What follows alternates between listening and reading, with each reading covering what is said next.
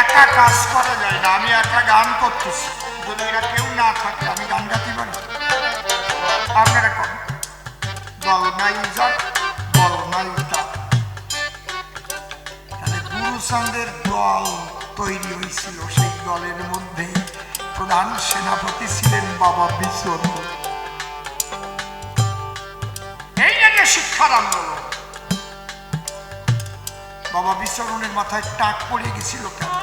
লবণ বিক্রি করতে করতে গুরুচাঁদ ঠাকুর কাজ দিয়েছিল, তুমি ঘুরে ঘুরে পাড়ায় পাড়ায় লবণ বেচবা। আগে কুলুরাতে এলো নিয়ে আসতো বাড়ি বিক্রি করতে। কি মা, ওপার বাংলায় যারা ছিল তারা জানে, ঠিক কিনা? মনে আছে না? সপ্তাহে 1-2 দিন হাট মিলত, আর যদি দূরে হতো ওই একবার হাট করত, আর ওই মাঝে মাঝে বাড়িতে আসতো মাথায়। বাবা গুরুচাঁদ কি করলো? বিচরণকে লবণ বিক্রি করা দায়িত্ব দিয়ে দেয়। বিক্রি করে যেটুকু যা লাভের টাকা হয়, ওই টাকা বাবা গুরুচাঁদের কাছে এসে যায়। নিজের খাওয়ার জন্য না, সেই টাকা দিয়ে কি করে? যারা বাবা গুরুচাঁদকে নিতে আসে, আমাদের গ্রামে একটু চলে, ভাই তোর গ্রামে স্কুল আছে না রে? বলে এই টাকা নেই, স্কুল কর, বল ঘরে আরম্ভ কর। তাল পাতার উপরে কড়াইয়ের কালি তুলে ধরবি দুয়াদ ভরে, আর কুঞ্চিল কলম কেটে নিয়ে গো কথা সরিয়া সরিয়া সরিয়া লিখে তোরাও লেখা পড়া শিখবি, শোনে ভুলোকে। গোয়াল ঘরে তাল পাতার উপরে দোয়াতে কড়াইয়ের কালি ভরিয়ে গুলিয়ে কুঞ্চির কলম দিয়ে কথা লেখা মানুষ এই জায়গা কেউ আছে? দেখে একটু হাত তোলেন। বলি বলো, আমার গুরুচাঁদের মতো দয়াল পৃথিবীতে আর সৃষ্টি হয় নাই।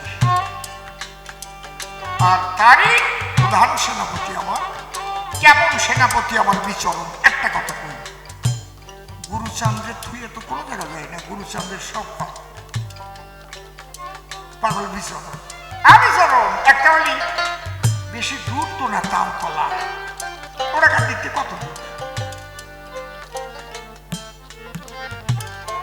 বাড়ি। ওনার বউটা মরে গেছে। আরে বাবা, উনি গুরুচাঁদের দরদ আছে। গ্রামবাসী সবাই খেপে গেছে। এই ওই বিচরণ পাগলারে কেউ খবরই দিবি না, চল বউরে শ্মশানে নিয়ে চল। বাইরে নিয়ে সব তিলক চন্দন দিয়ে সাদা কাপড় দিয়ে ঢাকিয়ে রাখছে, আর এদিকে কাঠ সেলাই করতেছে। মানে ওর মধ্যে ভালো মন্দ মানুষ তো আছে, ভাবতেছে এইভাবে যার বউ সে ওরাকান্ডি থাকবে, আর এইভাবে পোড়ায় ফেলা হবে, কাজটা ভালো হবে না। খবরটা আমি দিয়েছি। মারল দৌড়ি, এক দৌড়ে ওরাকান্ডি গিয়ে বললো, ও পাগল কি তোমার বউ মরে গেছে। গ্রামের লোক খেপে গেছে।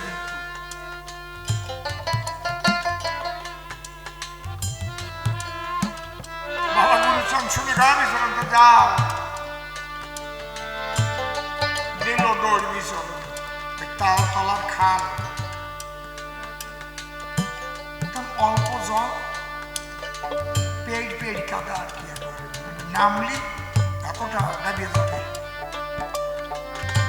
ওই জায়গা দিল লাভ, লাভ দিলে মাথা কাদার মধ্যে ঢুকোই দিয়ে পা উপরে, ওইভাবে 8 ঘন্টা রয়েছে কম। ওইভাবে থাকলে মানুষ বাঁচে।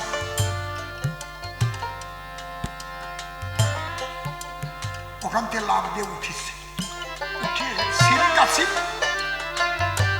রোদ পোয়াচ্ছে, খালের থেকে উঠে বিলের পরে সিলকাছি রোদ পোয়াচ্ছে।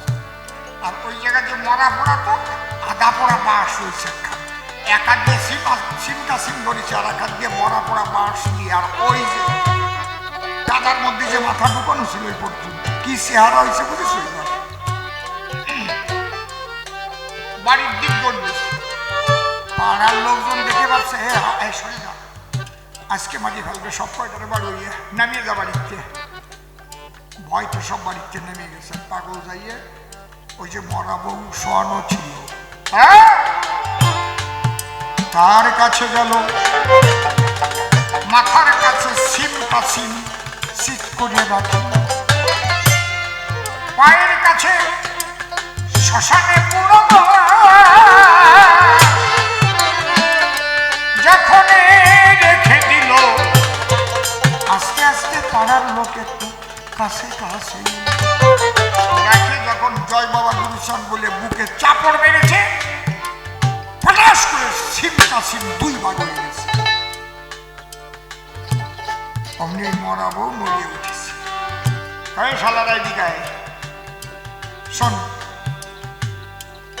কাসিমের আত্মা দিয়ে বাঁচালাম, 12 বছর থাকবে, এই বাড়ি আসে দেখিস কামড় খাবো। ওই বাড়ি কেউ উঠতে পারতো না, হা করে কামড়তে আসতো। কাসিমের আত্মা দিয়ে কয় আমার বউ যেটা ছিল সে তো চলে গেছে, এর নাম বিচরণ। যদি অন্য কোনো ধর্মের মধ্যে এই ধরনের মানুষ থাকতো তাহলে অবতার বানাই ছেড়ে দিত। কথা বুঝিস?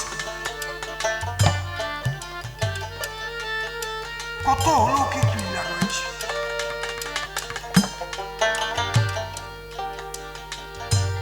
বাবা গুরুচাঁদের একান্ত শৈলীকে বাবা বিচরণ, তার নামে মন্দির হলো বাবা বিচরণ প্রেমানন্দে। একবার হরি বল হরি বল হরি বল।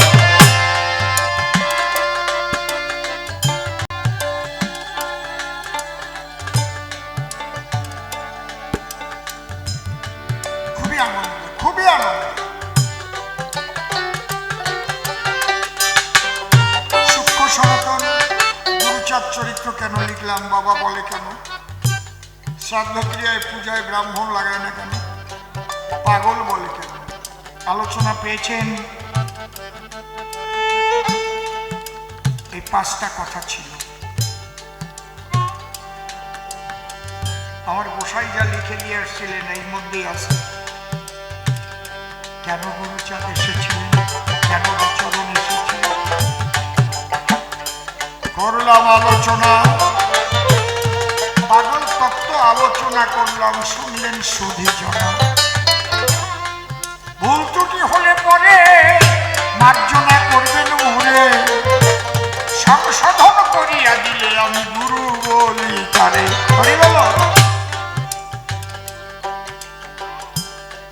আজকে মূল ধর্মের যে তত্ত্ব, মূল ধর্মের তত্ত্ব যেটা আমি আপনাদের বলে দিয়ে গেলাম।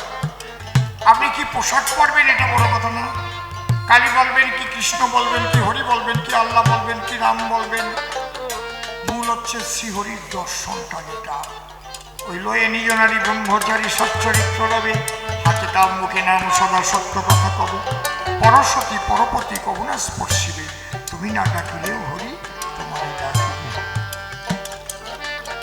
দেখেন এই খান সেনারা যখন বাংলাদেশে গুলি করে করে মানুষ মারছে,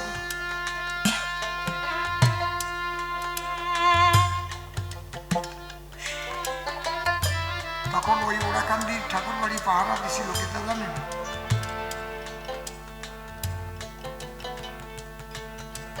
জানেন কি? হ্যাঁ, বাবা বিচরণ।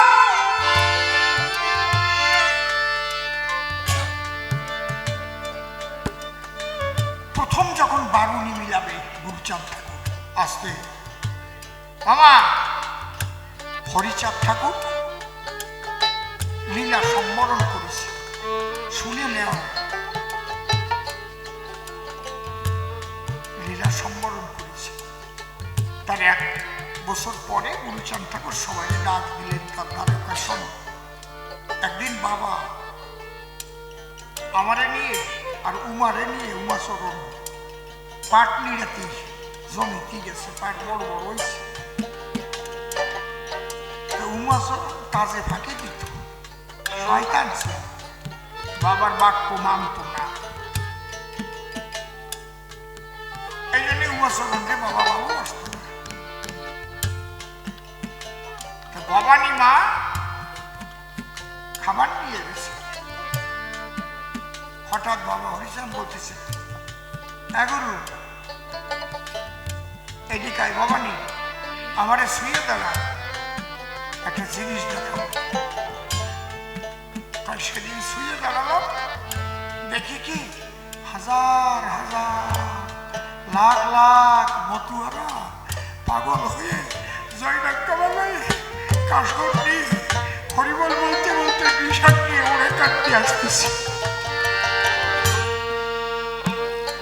তখন বাবারে বলছিল, ও বাবা ওরা কারা? হয়তো মধুকৃষ্ণা ত্রয়োদশীতে এই ওরা খান্ডিতে বারুণী হল। এই বারুণী সাগর মন্থনে উঠেছিল, কথা দিয়েছিলেন আমি স্বয়ং শ্রী হরিরূপে যখন অবতীর্ণ হব, সেদিন এই জগতে তোমার প্রতাপ ঘটাবো।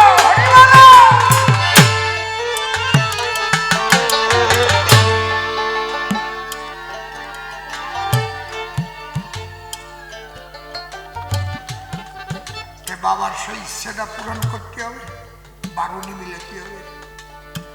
লোক তো আসবে, হাজার হাজার লোক আসবে মতুয়ারা, তাদের খাওয়া দাওয়া থাকা, তাদের সেবা শুশ্রূষা।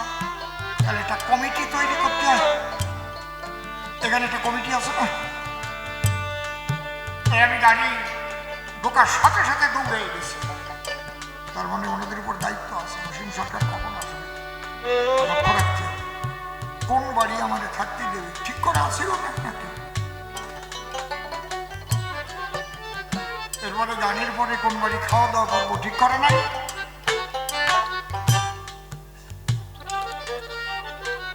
এগুলো হচ্ছে সূচি, কিন্তু সবাই আসছে, কাজ ভাগ করে দিয়েছে, বিচরণের জাতি দেরি হয়ে গেছে।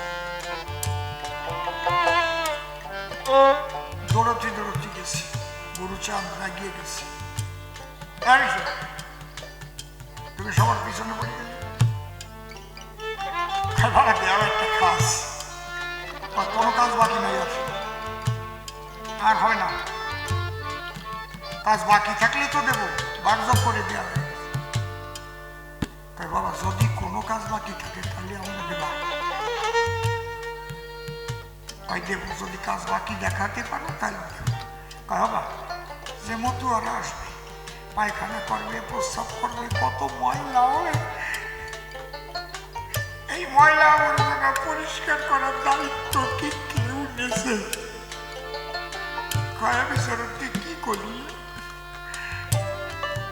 বিচরণ এই কথা তো কেউ মনেও করে না।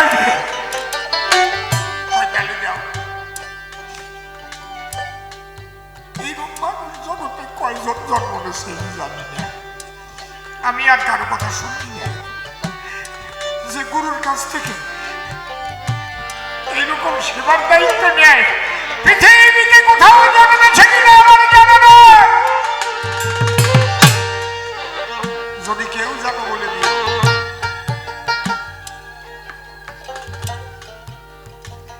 একজনের নাম জানি, তিনি নরোত্তম দাস, নরোত্তম ঠাকুর। তিনি গুরু কৃপা পাওয়ার জন্য শুধু গুরু